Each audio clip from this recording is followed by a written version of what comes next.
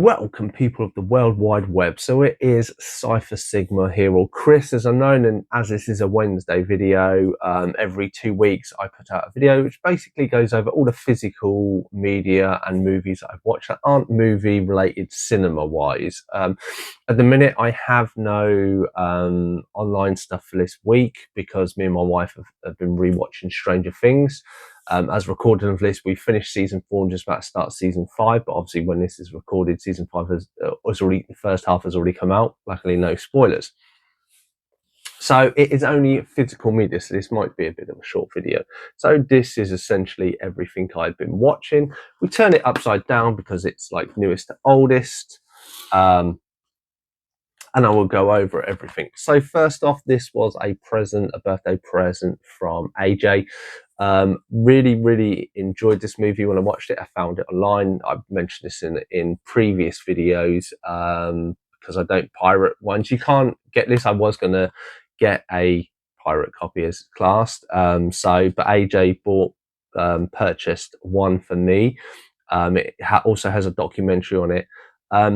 It's really funny because we were having discussions of this, and I was saying the quality on mine, the picture kept going staticky stuff. The online version, picture-wise, was worse than this. So picture-wise, this is spot on. But what I found with this copy, rather than the copy I was watching, is by about halfway through, the sound, the voices are out of sync.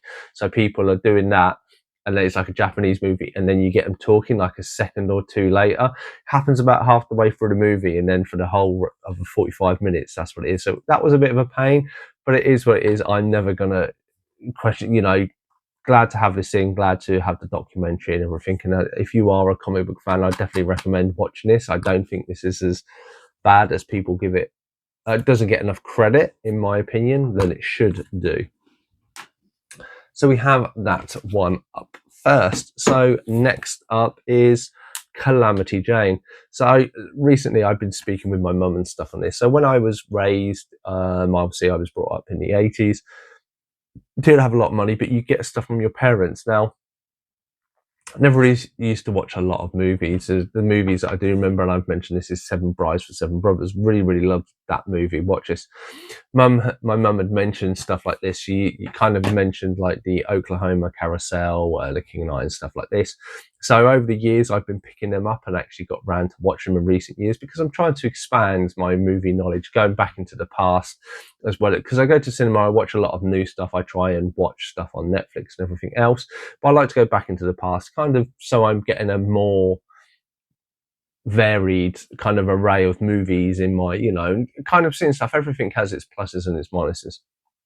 But really enjoyed this. Obviously, Howard Keel is actually the Adam Pollapi from Seven Brides, Seven Brothers. Didn't know this, so as soon as he started speaking without his beard, I was like, I know him. I really enjoyed this. Never seen it before. Knew one of the songs mostly, or heard one of the songs, but really enjoyed like this era of movies. As I say, I have like Singing in the Rain and everything else, and I still would like to go back and watch more. So I don't have Oklahoma, I don't have The King and I, and what was it? There was another one, no, but I seen a £1 a CX have a free pack, so I'm going to try and look to get that in the new year, hopefully. But yeah, definitely enjoyed this. Definitely enjoyed seeing it. It's quite interesting their take. But I really enjoyed that. Next up was a box set that I purchased for a deal. AJ and Matt did tell me about using a black pen on it, so I've used it as best of my ability, so it doesn't look as bad. But really enjoyed my revisit of these movies. I think Christopher Nolan did a great job in this version of the Batman. I liked the bad guys probably more, the Bane, the Joker, the Scarecrow, elements like this worked really well. Obviously, there are a little bits annoying, obviously, like Katie Holmes and Maggie Gyllenhaal and the swapping of characters to them.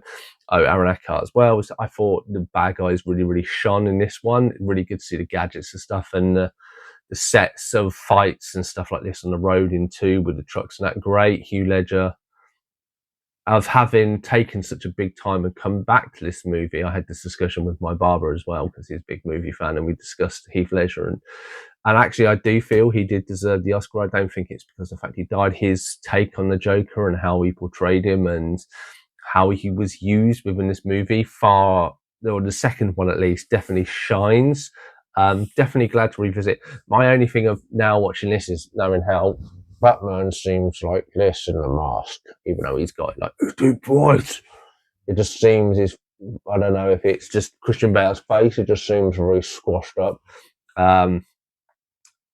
Bugged me a little bit, obviously watching the 3 movies over 3 nights. And obviously you're talking the best part of like 8 hours, I think. Movie maybe close to 9. So yeah, but obviously that's just, I imagine how the cow was, and just squished his face a little. So next up we have the complete second season of Batwoman. So yes, recently, if just finishing The Flash, I've now gone on to Batwoman to finish that. To then I have to find the last 2 seasons of Legends and basically the CW series. I have everything, watched everything. A little hit and miss. This is obviously reading up and doing about Ruby Rose and all the injuries she disturbed, and then maybe the toxic. I assume it's with what was it? He was going to be Batman originally in the 90s. I can't remember. Not Michael Douglas, Douglas Scott. I assume it's between them, and I don't know what. You can never know what's true and stuff like this. And obviously, they're different actors of different calibers from different times, so to speak. So Dudley's been around so long that maybe he is a bit older, set in his ways. Who knows? Maybe Ruby's quite up and coming, and maybe a bit of a diva. Who knows? So switching her over to this was fine. Obviously, having Batwing by the end, bringing the other characters in a little bit was fine. It is a very, even though it's got the kind of team, it does feel like a very small universe. Obviously, having the crows and stuff like this, and elements and stuff, and there is a very much, gay, lesbian themes in there, which to be honest, it didn't matter to me. Obviously, you had Alice started to warm a little bit more to that character within this one, and then obviously you find out more in 3. I finished 3 of recording of this because I'm a little bit behind. So next up was A Blast from the Past. So me and my wife went to see a Michael Jackson Experience. We were both brought up with the music of Michael Jackson, me very much so. I have my own views and points on everything, but I still enjoy his music. Yeah, and that's it, and that's why I enjoyed going to this experience. It was kind of a late anniversary present for us, for our 6-year wedding anniversary. And on the back of that, I reminded my wife that obviously in Rush Hour 2, there is a scene with Chris Tucker in the karaoke, and obviously Chris Tucker did know Michael Jackson, stuff like this, and there's links to that. So we ended up getting this out and rewatching this, mainly for that scene, but just to rewatch. I love the Rush Hour movies. I do have them down for Blu-ray, so I'm hoping I get the Blu-ray of all of these for Christmas, because you can only get it as an import version as well. It seems to be. Then next up was a cheap upgrade that I got from CX Edit Wago was Wreck-It Ralph. So I did enjoy this movie. I very much, the first few times I watched it, I was more, I wouldn't say I necessarily focused more on the story, but I was more about all the little like cameos from all the other characters from like Mortal Kombat, Street Fighter, and everything else. Rewatching now, did really enjoy it. Sarah Silverman, her voice still grates on me a little bit, but I don't mind as a Vanilla Beat. I still think it is actually quite a clever idea of having these worlds and these arcades and like the power cables link them all together and all stuff. And I think the whole concept and how it was executed is very, very well done. And obviously then obviously the trope is kind of a hero becoming a villain, but then also redeeming like the fallen princess. But then at the end of it, they still kind of are who they are. They just are more accepted for who they are, which kind of is a subtle message there with Disney, but really, really enjoyed that. So next up is one movie that I've really enjoyed going for a rewatch. By the time this drops, you would have seen another video regarding this movie. But here it is. It is Superman. Never really wondered why they dropped Superman Legacy. This is obviously the special steelbook that I got. Really, really enjoyed this movie. I won't go into too much because obviously there's another video out that goes into it. But definitely, my kind of ethos with movies is watching it once when it comes out of cinema and then giving it 9, 12 months and then rewatch it again. It's been about 6 since I watched it again. Really enjoyed it. Interestingly, away from a lot of the controversy, obviously we've still got the WB sale and everything else, and the Snyderverse that I say was covered in the previous one. I enjoyed a few bits a bit more. I didn't enjoy a few bits. Jimmy Olsen I thought was a little bit off rewatching it this time, but I really enjoyed the whole crypto. Again, I don't think you could have done so well. A lot of subtle links to subtle parts of this open world I thought was really good. And just the whole trial that Cal or Kal-El goes through in this is really good. I think it's done really well in a very kind of new universe. And obviously, as recording of this, we've had a teaser trailer for Supergirl, so hopefully there is more of that. So next up, we have some anime. So recently, I picked up Eden of the East. So this is about agents. They get given phones. Their minds are kind of wiped, and they kind of have a massive amount of money, and they can use it as they want. You have kind of this good guy who turns up naked at the White House with this kind of young girl who's visiting, and they kind of form this relationship and thinking about all the phones. It all comes down to this is kind of a Squid type game, and there is a little bit, I felt, of an anticlimactic ending to it. I'm glad I got it. I'm glad I finished the whole series. I said it definitely one I would enjoy probably watching start to finish, because there are little subtle bits. I mean, I watched probably the first series and the first movie like 9 months ago, and then I watched this, so there were a few bits I had to go, well, what was that? Pause it, read up, okay, that explains that, go back to it. Next up, going on the Steelbook range, was Hellboy. So this was my only Black Friday pickup in a long time. Enjoyed the movie revisit. Obviously, watching Stranger Things, when Hellboy's laughing, I cannot see it's Hopper laughing. There are a few little bits like that. The story is very interesting with this one. Obviously, with the witch, I feel like overall the story feels a little bit underutilized, and then there are bits like where he's fighting the 3 trolls and stuff like this and stuff. It looks kind of good, but there is a little bit of bad CG in there and stuff, and given it the right tweak and the right kind of probably a different director with a different direction, I think it could have been really well.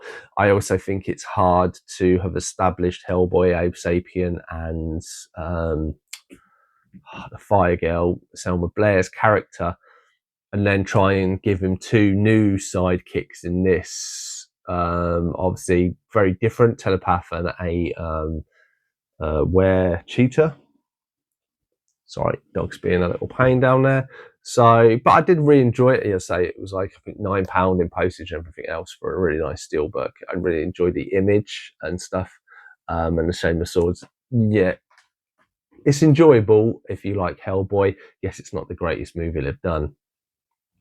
It is what it is. So next up, we have Legionnaire. So this is one I've been meaning to watch for a long time. Really like Jean-Claude Van Damme movies. One I've never seen. And I did enjoy it. Essentially, it is about a boxer who kind of tries to get away with his mob boss's wife, girlfriends, ends up joining the Legionnaires for criminals, and then basically being treated not very well by their sergeants, stuff like this. Him forming friends with a group within there, and then trying to keep them alive while they're ambushed and then being attacked. I enjoyed it.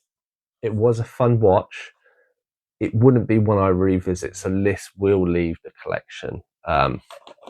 Only one that will leave the collection this time, but this is how I am now, when I've still got a few to watch and I buy new ones that I haven't seen, or if I revisit old ones that I've already seen. If I do not enjoy the movies, then they will go, and there's a massive pile down there, and I put it on Vinted in wads, and they're only half of them only sell for like a few quid for like 6-8 DVDs.